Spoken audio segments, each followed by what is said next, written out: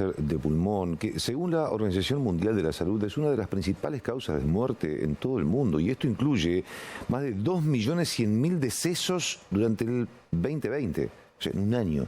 Más de 2 millones de muertes relacionadas con el cáncer del pulmón. Motivo más que suficiente para consultar a alguien que siempre tiene la gentileza de atendernos y a quien vamos a preguntar si estamos mejor o peor que el año pasado o que los anteriores, el doctor Martín Mailio. Gracias, Martín, por atendernos. Gracias. Juan Pablo, un placer como siempre estar con ustedes. ¿Estamos peor cada año, cada vez que llega esta fecha o no? Sí y no. Sería una respuesta ambigua por el hecho de que sí, porque tenemos muchos más recursos año tras año, más información y más llegada a la gente con medidas de prevención. Y no, porque todavía no llegamos a tener lo que nosotros esperáramos, que es un descenso significativo en la tasa de muertes por esta enfermedad. Por lo tanto, todavía nos queda mucho trabajo por delante para tratar de concientizar a la gente que entienda que esta es una enfermedad tremendamente grave y altamente letal, pero que es diagnosticable a tiempo si se hacen las cosas como corresponde y que se puede prevenir si somos más ambiciosos, si trabajamos sobre la causa fundamental que es el tabaco. Por lo tanto, es prevenible y es tratable. En más del 85% de los diagnósticos está presente el tabaco. Sí, y te digo, también a modo de primicia, nosotros justamente esta semana en el Congreso Argentino de Medicina Respiratoria, un trabajo que lleva a su cargo la doctora Bergetti en el Hospital Cuyen, presentamos la experiencia de 20 años en el manejo de pacientes con cáncer de pulmón. Y en ese trabajo se refleja justamente la importancia del problema, porque vemos cómo ha evolucionado, cómo se ha mejorado el diagnóstico y también cómo ha mejorado la sobrevida en este tiempo. Pero lo impactante que tiene es que esta es una enfermedad tremendamente grave, donde el problema más serio que tiene es que la mayoría de las veces se diagnostica de forma tardía, cuando tenemos pocas cosas por hacer. No obstante, aún así, hoy tenemos más herramientas que antes. Por eso es que si nosotros apuntamos a que la gente, si tiene factores de riesgo, si después lo decimos, se controla anualmente con su médico de cabecera, con su médico clínico, es muy probable que podamos tomar a estas lesiones cuando son incipientes y a partir de eso ya hablar directamente de curación y no de tratamiento paliativo o de tratar de prolongar la vida del paciente. Por lo tanto, esto es muy importante que se entienda, que las personas que fuman o que han fumado de manera significativa, que tienen o que han estado expuestos a familiares o convivientes que fumen, que tienen antecedentes de haber tenido alguna enfermedad neoplásica, de haber tenido otro tipo de cáncer, o que tienen antecedentes de cáncer de pulmón en la familia, fundamentalmente son personas que se tienen que controlar después de los 40 años en forma periódica y que su médico le va a ir poniendo pautas de control año tras año o cada 2 años. ¿Qué tipo de control? ¿Análisis clínicos? ¿Qué tipo de control? La radiografía de tórax, la simple y clara radiografía de tórax frente y perfil, es el elemento de diagnóstico más barato y más efectivo en esta enfermedad hasta el momento. Todavía, si bien hay estudios donde se trata de, por ejemplo, una idea era de hacer tomografía de toda la población de riesgo, eso todavía no ha sido costo efectivo. No ha demostrado que realmente pueda valer hacer el semejante esfuerzo económico para poder detectar pocos casos de cáncer. Pero si nosotros tenemos una simple par radiográfico hecho en las personas que tienen mayor riesgo y a los cuales los podemos seguir en el tiempo tratando de determinar si hay algún tipo de cambio en una radiografía de un año a otro, se diagnostica muy precozmente. Recordemos que un cáncer de pulmón no aparece de un momento a otro, sino que es un proceso de cambio que lleva años.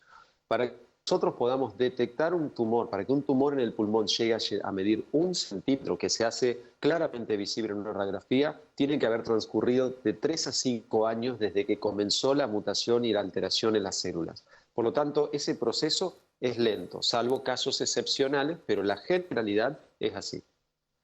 ¿Sabe qué, doctor? Algunos ya estamos pensando en salir corriendo mañana a hacernos una placa, porque hace rato que nos hacemos una placa de tórax, y más de uno que está mirando esto también está pensando lo mismo, porque hace mucho que no se hace una radiografía. Vamos a tratar de ser útiles en poco tiempo, lo más que se pueda. Si hablamos de síntomas, supongamos, bueno, la prevención, síntomas, que no son muchos, pero ¿qué podemos alertar en este sentido a la población? Primero que lamentablemente la mayoría de los pacientes con cáncer de pulmón no tienen síntomas. O sea, él no da síntomas hasta que aparece algún tipo de complicación o algún aviso temprano, muchas veces de muy buena suerte. Pero en general tenemos que estar atentos a la presencia de tos persistente, de tos con expectoración sanguinolenta repetida, no un episodio ni durante una bronquitis, la presencia de pérdida de peso, algún tipo de dolor, pero de dolor de tórax. Pero en general, como les digo, el cáncer de pulmón es una enfermedad que en sí se anuncia cuando el problema es importante. Por lo tanto, lo más importante es hacerse un control todos los años y quedarse tranquilo. Mi abuelo decía, ¿para qué voy a ir al médico? No vaya a ser que me encuentre algo. Y la verdad es que uno como médico está realmente muy equivocado en ese sentido, porque lo que nosotros queremos entender es que si una persona fuma mucho, como fumaba mi abuelo, y si hubiese hecho una radiografía de tórax en el momento oportuno, que es más allá de los 45 o 50 años, y hubiese seguido esos seguimientos, realmente se hubiese librado del cáncer. Ahora, doctor, en el medio de todo esto, de todas estas recomendaciones, aparece el COVID. Y algunas personas que tuvieron COVID quedaron con secuelas, con molestias, con sensaciones pulmonares. ¿Cómo juega el COVID en toda esta historia? El COVID es muy interesante y lo estamos estudiando, y esto es parte de un trabajo con gente del CONICET, donde estamos tratando de evaluar qué pasó con las personas que tenían cáncer, algún tipo de cáncer y se enfermaron de COVID. Y no sé si decirlo lamentablemente o no, pero son muy pocas las personas que se enfermaron de COVID grave y tenían antecedentes de cáncer, de cualquier tipo de cáncer, incluyendo cáncer de pulmón. Por lo tanto, si bien no tenemos conclusiones definitivas, es llamativo la cantidad de pacientes que se enfermaron de COVID teniendo cáncer, cualquier tipo. Por lo tanto, parecería que no es un dato tan importante como se considera. Por supuesto que lo que nos ha permitido esto, el COVID, y hay que sacar la parte positiva, es que mucha gente consulte por síntomas respiratorios, por haber tenido COVID o por haber sospechado que tenía. Y hemos encontrado, que es lo llamativo, hemos encontrado muchos casos incipientes de cáncer de pulmón, cuadros de tuberculosis no diagnosticadas y otras enfermedades que realmente no hubiesen aparecido si no hubiese sido por este problema que generó y que motivó la consulta de muchas personas. Por lo tanto, esto es lo bueno que tiene, que hemos detectado precozmente muchas enfermedades y ayudado a mucha gente. Y la relación entre síntomas, entre cáncer y COVID, no está muy relacionada, no se sabe mucho por la poca presencia de casos de cáncer con COVID que hayan sobrevivido, fundamentalmente. Doctor, vamos a la prevención. Obviamente, no fumar, pero aparte de esto hay otras cuestiones que tienen que ver con un estilo de vida, con no compartir ambientes con otros fumadores. Vamos a ¿cómo lo podemos prevenir? Como decías, el 85% de los casos está relacionado, y más en algunas series, con el tabaquismo directo, o sea, la persona que fuma, e indirecto, la persona que sufre las consecuencias de que otros fumen.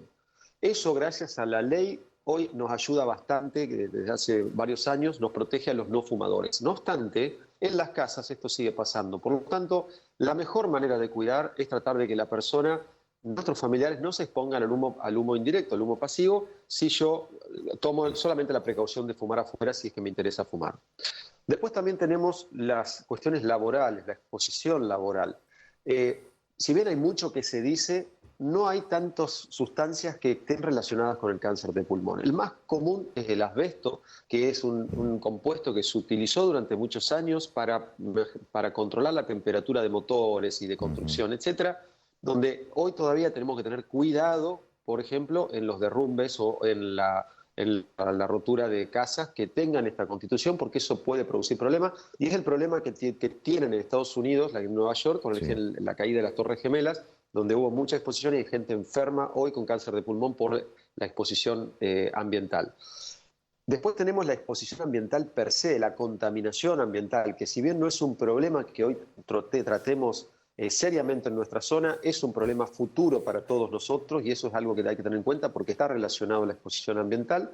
Y por último, y ahí hablando con respecto a los antecedentes, es qué pasó, qué familiares tengo yo con problemas que estén relacionados con cáncer o si yo he tenido un problema con cáncer, de algún tipo de cáncer, esas personas son las que tienen que ser controladas estrictamente año tras año para ver que no aparezca un problema de este tipo. No son muchos los grupos, son pocos, pero lamentablemente por la cantidad de fumadores que tenemos es mucho el número de fumadores que hay que controlar, pero no es cuestión de salir corriendo, como decías, sino de ordenarnos y decir todos los enero, todos los febreros, cuando a lo mejor estoy más aliviado en mi trabajo, me dedico a mí a hacerme los controles que corresponden y ya de esa manera tengo mi control anual y me quedo tranquilo todo el resto del año sabiendo que no tengo un problema importante. Doctor, ahora sí, la última. Obviamente todo depende en el momento en que se lo agarre, pero hablemos crudamente, digamos. Uno dice cáncer de pulmón igual certificado de defunción. Ahora, la ciencia ha avanzado en los últimos años y las personas, depende si lo agarran a tiempo, pueden tener una sobrevida, usted me dirá, buena, muy buena, extensa, no tanto. El punto clave es el momento del diagnóstico. Cuanto más precoz, más chance de librarse de enfermedad. Siempre nosotros decíamos que si una persona tiene posibilidades, con cáncer de pulmón, tiene posibilidades quirúrgicas, o sea, se puede llevar a la cirugía, esa persona tiene altas chances de curación inmediata desde el momento que salió de la cirugía. Ahora, cuanto más tiempo pasa, cuanto más grande es el tumor o algunos tipos particulares de tumor, no podemos llegar con la cirugía. La quimioterapia ha evolucionado tremendamente. Hoy cuando hablamos de cáncer de mama pensamos que en la mayoría de los casos es un tema muy importante, pero que en muchas situaciones se ha transformado en prácticamente una enfermedad crónica para muchas mujeres.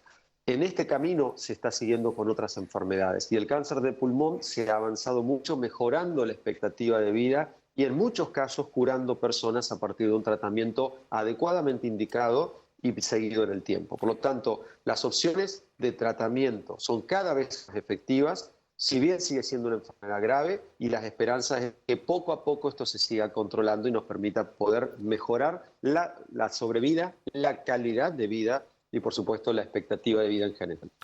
Martín, queremos agradecerte muchísimo esta comunicación, pero no solo agradecerte, pedirte que nos guardes un par de turnos para algunos de acá de más de 50 que no nos hacemos una placa de tórax hace un rato largo. Muchas gracias, ha sido muy amable. Estoy de congreso esta semana, ¿no? Bueno, para la semana que viene nos guardas un par de turnitos, capaz que 3 o 4, porque en el control también hay gente que se debería hacerlo. Muchas gracias, mi amable. Un abrazo. Hasta luego. Hasta luego.